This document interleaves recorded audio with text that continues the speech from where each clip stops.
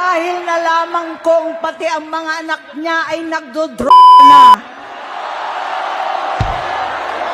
Kinasusuklaman ko pa ang pag-alok ng mag-inang si Sandro ng ang aking mga anak at iba pang mga kamag-anak. Yan ang hindi ko na mapapalampas. Sa loob ng halos 4 na dekada, wala akong ibang pinangarap kundi maipakita sa sambayanan na hindi kami masamang tao. Hindi masama ang pamilya Marcos. Gusto kong ibangon ang dangal ng aking ama. Sa pamamagitan na nagpagtatrabaho para sa bayan, sinikap kong maging mabuting gobernador, kinatawan, senador. Hindi ako halos nagpapahinga para makapag-iwan sana ng legasiya na kapag sinabing Marcos, nabawi na namin ang tingin sa nakaraan. Ngunit sa kagustuhan kong maging responsableng anak, matupad ang pangako ko sa aking ama. Nabigo akong maging mabuting kapatid. Naging mahina ako kay Bongbong sa kapulisan at sundalo sa lahat ng mga leader at tagapagpatupad ng batas. Siya ang Pangulo natin ngayon. Sinabi ko kung anong kalagayan niya ngayon. Tulungan niyo akong mapabuti ang kanyang kalagayan. Tulungan niyo akong matulungan siya. Hindi niya ako kalaban. Ang kalaban niya ay ang sarili niya. At nadadamay ang bansa sa laban na yan. Kapag humupa ang ingay sa politika, kapag umuwi na kami sa aming pamilya, hindi bilang senador, kundi bilang ate, bilang si Manang Amy ni Bonget. Kaya itong sasabihin sa harap ng taong bayan, sa harap ninyong lahat at sa harap ni Bongbong. Bonget, magtatatlong taon na tayong hindi nagkakausap. 3 taon ko nang sinusubukan muli na ako'y pakinggan. Siguro ngayon ay makakarating ng buo ang gusto kong sabihin. Walang mababawasan, hindi madadagdagan.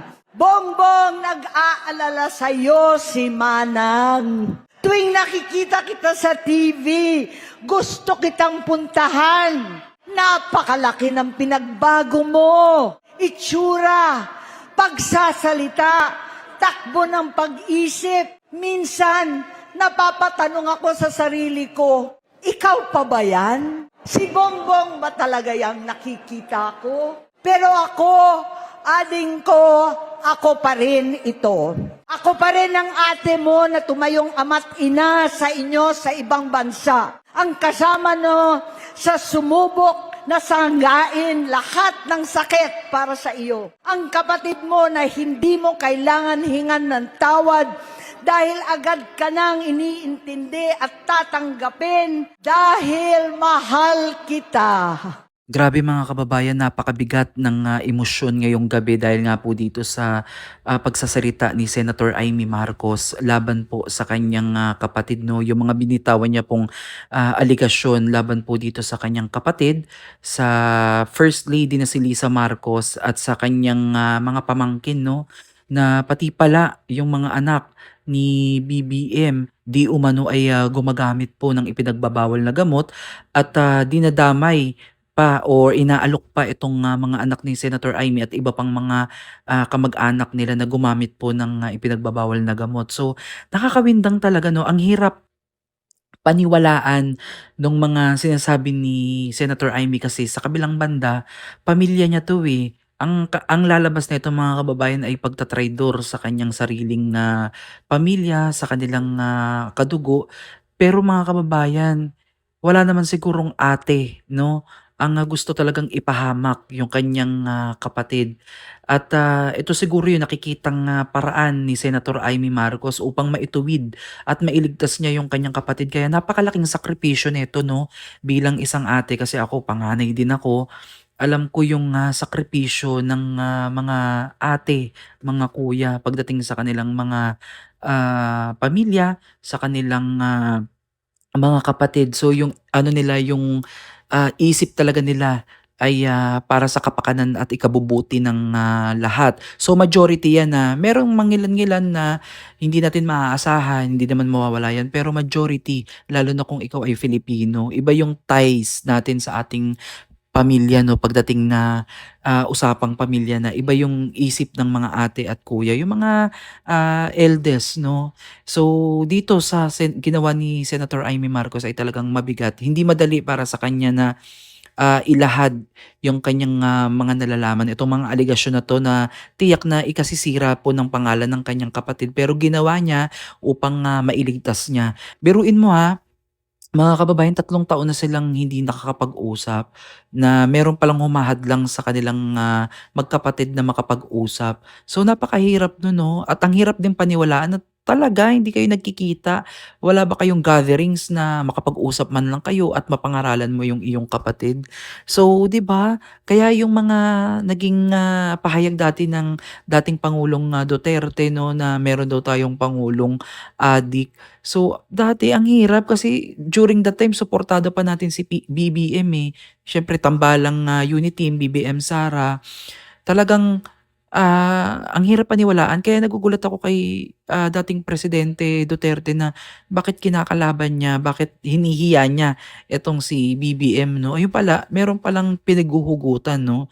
At ito naman si Auntie Claire ninyo, si Yusek Claire Castro, ay may napanood akong video niya na sinabi niyang desperate moves daw itong si Imee Marcos. Ito bilang isang ano, bilang manonood o simpleng mamamayan dito sa pinakita ni Senator Imee Marcos, kumbaga wala naman na din siyang ano dito, mapapala, mga kababayan, eh. Nasa taong bayan pa rin kung siya ay iboboto kung sakaling siya ay tatakbo sa mataas na posisyon.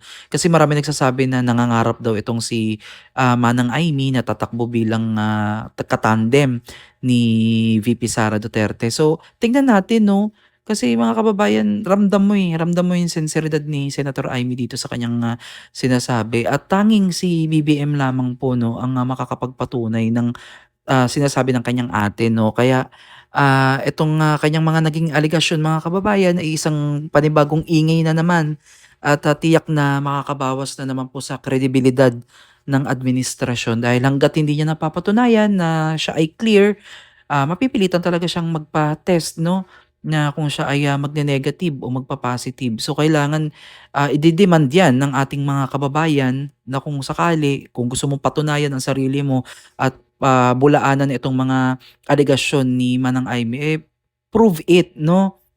Dahil mahirap magkaroon ng presidenteng adik, mga kababayan, dahil hindi natin alam kung ano yung mga magiging desisyon niyan.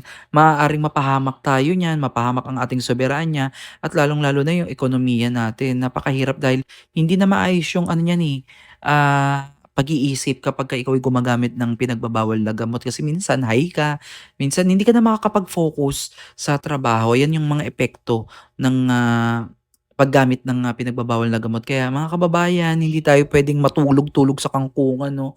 At itong mga revelasyon na ano natin, na nalalaman natin halos everyday, may mga pasabog na talaga namang, Diyos ko, ito nakakaiyak din 'to, mga kababayan, 'tong panawagan ni Senator Amy, 'no, na hinihikayat niya na lang yung kapatid niya na umuwi na sa kanila, sa kanilang tahanan, sa kanilang pamilya, at magpahinga na at ayusin yung buhay, 'no, at alisin yung sistema ng droga sa katawan nitong si BBM kung meron man talaga, at mapatunayan talaga. Kasi siyempre, mga kababayan, still allegation pa rin ito hangga't hindi nagpapakita ng matibay na ebidensya. Pero kapatid 'to, mga kababayan, 'no, kaya talagang siya ang nakakaalam ng nangyayari sa kanyang pamilya, sa kanyang kapatid. Kaya talagang itong kanyang mga binitawang salita ay panghahawakan talaga 'to. Hindi maiiwasan na hindi talaga maniniwala ang taong bayan dito, dahil mismong kapatid na ang at kadugo na, 'no. At yung iba pang mga nangyari sa mga nakaraan ay ko-connect-connect, 'no, dito sa mga nangyayari sa kasalukuyan. Kaya mga kababayan, huwag tayong mawala ng pag-asa 'no, na maging maayos yung ating, kinabukasan dahil kinakailangan talaga natin 'no, na wakasan itong, ganitong sistema at, ayusin yung sistema ng ating gobyerno upang nang sa gano'n ay hindi mag-suffer yung ating bansa at ang mamamayan nito. Tayo po na bilang, isang, mamamayang Pilipino ay nangangarap na umunlad naman ang ating bansa at makaranas naman tayo ng kaginhawaan. Again mga kababayan, ito lamang po yung ilan sa mga, clip video na nakuha natin 'no at ginawa ng reaction video dahil, talagang, nakakabahala mga kababayan itong, ano na 'to kaya kinakailangan natin na i-educate 'no yung ating mga, manonood na maging, sensitibo sa mga magiging komento and also sa inyong, mga maririnig 'no. Anuhan niyo muna, pagnilay-nilayin niyo muna at, tignan natin 'no. I hope na lumabas ang katotohanan at, matapos na itong kaguluhan sa bansa dahil walang magandang maidudulot 'to mga kababayan. Na hindi talaga mapapaunlad kung tayo yung magkakawatak-watak at may ganitong mga, iringan sa gobyerno na dapat sila mismo yung, magsasaayos nito pero sila po rin po yung, cause ng kaguluhan. So maraming maraming salamat po mga kababayan at God bless po sa inyong lahat.